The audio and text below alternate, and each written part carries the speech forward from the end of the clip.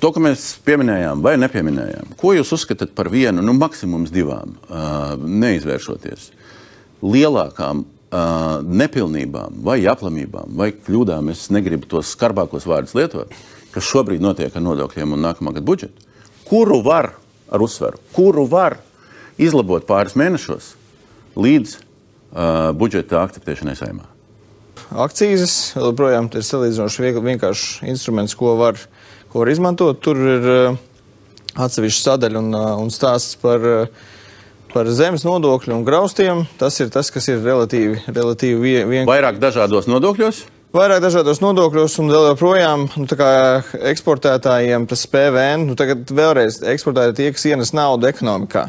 Un attiecīgi jāstatē viņi. Tur varbūt banka nepiekrīt, bet varbūt piekrīt, es nezinu, bet tā esence ir tāda, ka ja eksportētāji ienes naudu ekonomikā, viņi ir jāstatē.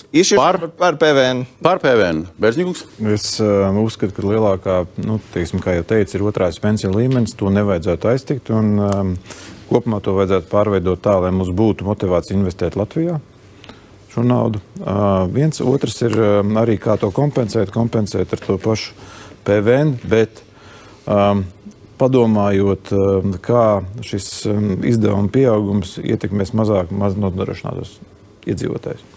Kazakums? Es domāju, akcīze ir ļoti vienkārši ātri attiecībā uz šo otro pensiju līmeni. Ja paliek esošais priekšlikums, tad, manuprāt, ir ļoti skaidri jākomunicē, ka tas un jāizstāst iedzīvotājiem, ko viņi no tā iegūs. Ja? Un kad šis process beigsies, manuprāt, tas ir ļoti svarīgi, lai nodrošinātu uzticamību.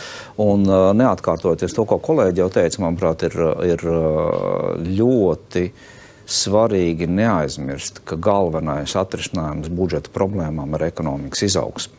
Un šeit ar nodokļiem vien nepietiek. Šis administratīvais sloks budžetam ir pavelti. Uzņēmumam tas ir milzīgs pluss, nodokļos tas ir pluss.